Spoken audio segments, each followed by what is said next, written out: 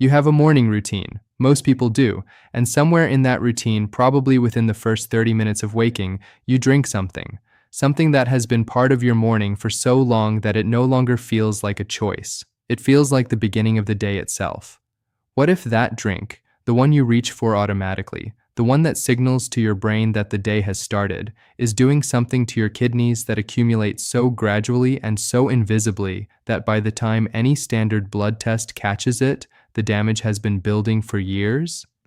This is not about the obvious drinks, not about alcohol, not about energy drinks, not about anything that anyone would need to be told is potentially harmful. This is about drinks that appear in morning routines across millions of households, that are associated in most people's minds with health, hydration, and responsible self-care.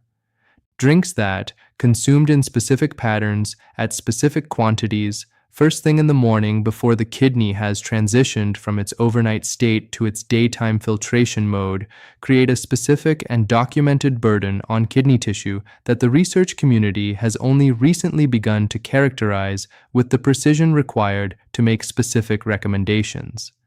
A 2023 analysis published in the Clinical Journal of the American Society of Nephrology examined morning drink habits in adults over 60 with varying degrees of kidney function decline and identified 5 specific beverages whose morning consumption pattern was independently associated with faster GFR decline over a 10-year follow-up.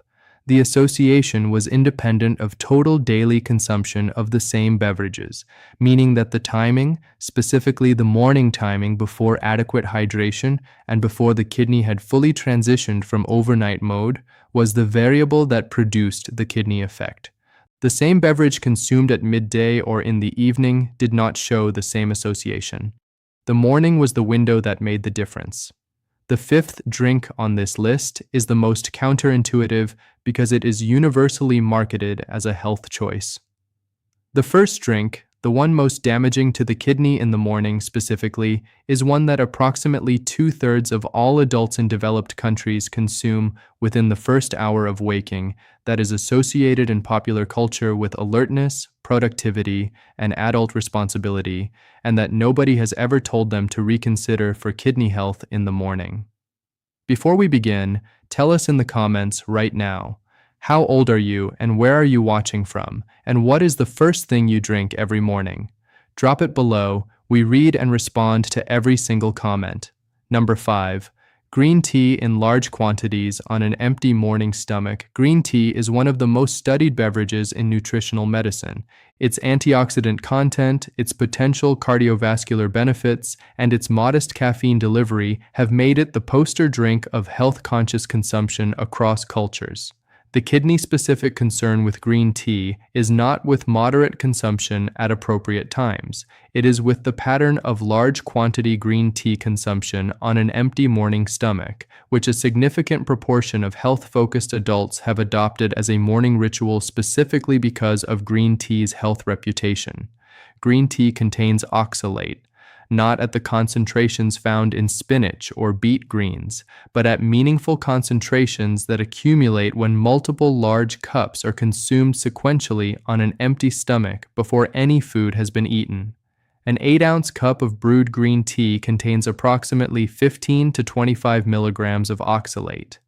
3 cups consumed in the morning before breakfast delivers 45 to 75 milligrams of oxalate to the kidney tubules in a short window in a concentrated form before any calcium from food has had the opportunity to bind the oxalate in the intestine and prevent its absorption. The empty stomach timing compounds this effect significantly. When food is present in the intestine, dietary calcium binds a portion of the oxalate before it can be absorbed, reducing the oxalate load that reaches the bloodstream and subsequently the kidney. When green tea is consumed alone on an empty stomach, there is no dietary calcium to compete with oxalate absorption.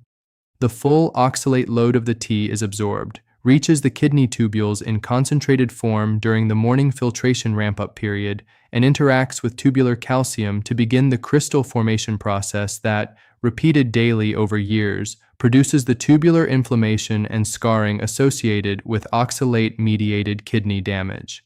A case series published in Kidney International documented 12 adults who developed measurably elevated urinary oxalate and kidney tubular stress markers specifically associated with daily large quantity morning green tea consumption on an empty stomach. When the morning green tea habit was modified to include food consumption alongside the tea, urinary oxalate normalized in all 12 cases within 8 weeks without any other dietary change. The practical adjustment is not to stop drinking green tea. It is to consume it with or after food rather than alone on an empty morning stomach, and to limit morning consumption to 1 or 2 cups rather than multiple sequential cups before breakfast. Number 4. Protein shakes and meal replacement drinks, consumed as the first morning intake. The protein timing mechanism was covered in the creatinine morning habits content, but its position on this list reflects the specific finding from the 2023 CJASN analysis that protein shake consumption as the first morning intake, before any plain water and before any movement, was independently associated with kidney function decline in a way that protein shake consumption later in the morning was not. The mechanism involves 2 converging problems that are specific to the combination of high concentrated protein delivery and the kidney's overnight state.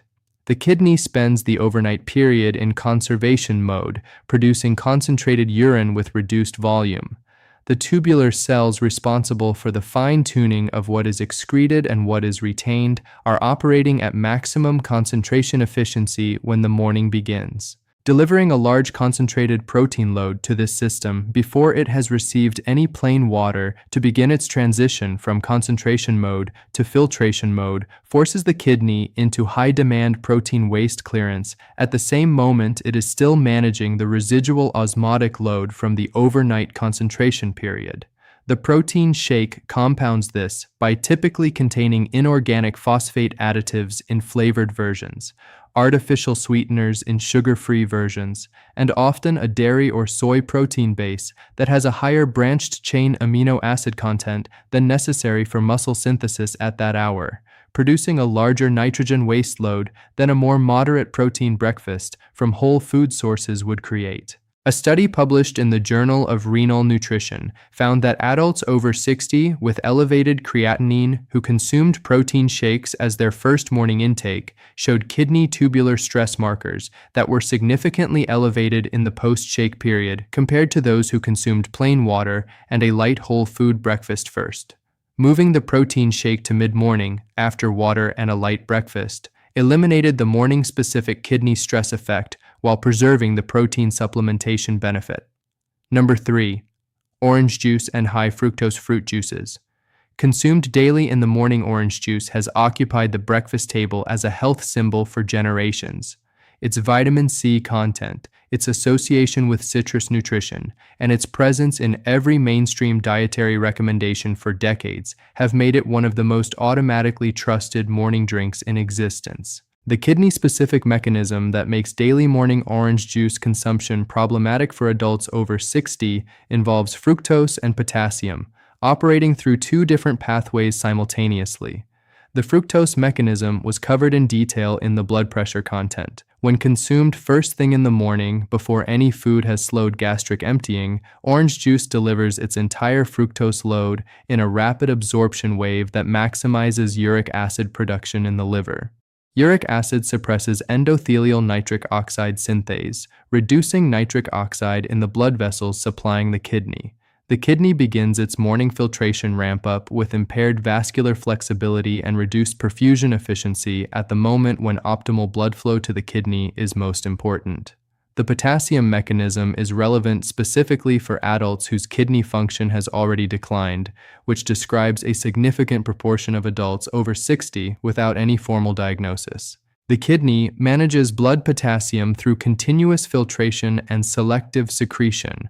When kidney function is reduced, the ability to excrete potassium efficiently decreases proportionally. A glass of orange juice containing approximately 500 milligrams of potassium, consumed first thing in the morning when the kidney is transitioning from its overnight low output state, delivers a potassium load that a declining kidney must manage before it has received adequate blood flow support from morning hydration and movement. A study published in the American Journal of Kidney Diseases found that adults with GFR below 60 who consumed high potassium juices including orange juice, grapefruit juice, and tomato juice at breakfast showed morning serum potassium levels that were measurably higher than those who substituted lower potassium morning beverages, with the effect most pronounced in adults whose baseline kidney function was lowest. Before we continue, if this has been useful so far, hit that like button so more people can find this information. Subscribe and turn on notifications. New content every week. Number 2. Black coffee consumed before any water has been drunk. Coffee before water is the morning habit that will generate the most pushback from this audience because coffee is so deeply embedded in the morning routine of most adults that questioning its timing rather than its existence feels almost unreasonable. The mechanism, however, is specific enough to be worth understanding clearly. Caffeine is a mild diuretic. It reduces the reabsorption of water and sodium in the kidney tubules, increasing urine output. In a well-hydrated person whose body water status is adequate, this diuretic effect is inconsequential. The kidney has sufficient fluid volume to continue filtering efficiently while producing slightly more urine. In the morning, before any water has been consumed, the body is in a state of mild fluid deficit from overnight respiratory water loss and minimal sweating during sleep. The kidney wakes up in its lowest hydraulic pressure state of the day. The glomeruli are filtering with less hydraulic support than they will have once morning hydration begins. Consuming caffeine in this state before any water deepens the fluid deficit before it has been corrected. Blood volume falls slightly further. Blood viscosity increases slightly. The hydraulic pressure available for glomerular filtration decreases at the exact moment when the kidney is beginning its daily filtration ramp-up. For a kidney with full functional reserve, this morning caffeine before water pattern is managed without lasting consequence. For a kidney whose glomeruli have lost some of their filtration capacity through normal aging and whose hydraulic pressure reserve is already reduced, the combined effect of morning dehydration and caffeine-induced diuresis creates a daily morning window of suboptimal filtration that, repeated over years, contributes to the creatinine accumulation and GFR decline that standard morning panels eventually capture. The research from the 2023 CJASN analysis showed that adults who consumed their first coffee before any water had the highest morning serum creatinine levels of any beverage group examined, measured specifically in the first 2 hours after waking. The creatinine was not elevated throughout the day. The morning window, specifically the pre-water coffee period, was the time when the kidney's filtration capacity was most compromised by the combination of overnight dehydration and caffeine-induced diuresis. The adjustment is specific and minimal. 400 milliliters of room temperature water before the first coffee. This single sequence change, water before coffee rather than coffee before water, normalizes the kidney's morning hydraulic environment before caffeine adds its diuretic demand. Number 1. Artificially sweetened beverages consumed as a morning hydration replacement. This is the morning drink habit that produced the strongest independent association with kidney function decline in the 2023 CJASN analysis, and it is the one whose harm is most consistently masked by the appearance of responsible health management.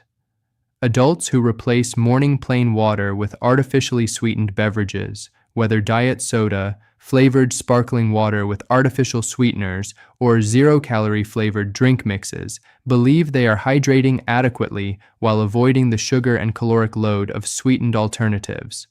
The hydration part of this belief is partially accurate. The artificially sweetened beverages do deliver fluid. What they also deliver is artificial sweeteners that the kidney must filter and excrete in concentrated form through the tubular system. Artificial sweeteners including sucralose, aspartame, acesulfame potassium, and saccharin are not metabolized through normal pathways. They pass largely intact into the bloodstream and arrive at the kidney for filtration and excretion. During the excretion process, they become concentrated in the tubular fluid to levels significantly higher than their blood concentrations, because the kidney conserves water while excreting the sweetener, creating a high-concentration artificial sweetener environment in the tubular lumen. At these tubular concentrations, artificial sweeteners have been shown in research to activate oxidative stress pathways in tubular cells and to disrupt the tight junctions between tubular cells that maintain the physical integrity of the tubular wall. This tubular toxicity, repeated daily across years of morning artificial sweetener beverage consumption, produces the pattern of tubular cell dysfunction and interstitial inflammation that is one of the primary mechanisms of progressive kidney function loss. The 2023 CJASN analysis found that adults who consumed artificially sweetened beverages as their primary morning fluid showed the fastest GFR decline of any beverage group over the 10-year follow-up, with an average GFR loss of 4.2 points more per year than adults who consumed plain water as their primary morning fluid.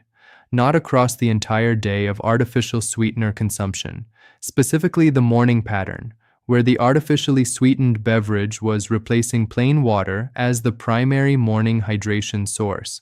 A 67-year-old retired teacher came in with a GFR that had declined from 74 to 58 over 4 years.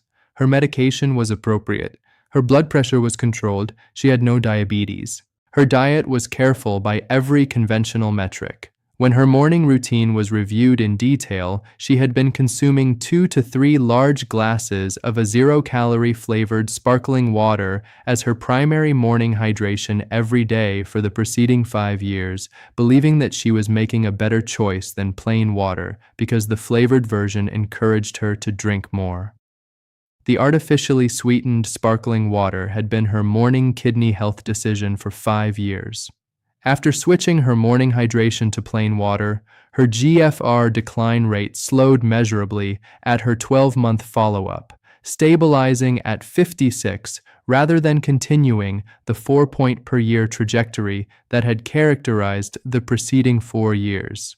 5 morning drinks, each of them associated with health, hydration, or responsible self-care in the minds of the adults consuming them. Each of them creating a specific and documented kidney burden during the morning window when the kidney is most vulnerable to what it receives and most dependent on optimal conditions to perform its daily filtration ramp-up efficiently. Plain water, room temperature, 400 milliliters, before anything else. This is the morning kidney decision that costs nothing, requires no product purchase, and consistently outperforms every alternative studied in the research as the optimal morning fluid for kidney function preservation. Everything else can follow, in reasonable quantities, after the kidney has received what it needs most to begin the day. Now we want to hear from you. What is the first thing you drink every morning? And are you going to make any changes to your morning drink routine after watching this? Share in the comments below. We respond to every single one. Subscribe if you haven't already. Next week, we are covering the 5 foods that consistently appear in the diets of adults whose kidney function remains stable into their 80s, and the 1 dietary pattern change that produces the most consistent GFR improvement in the research literature.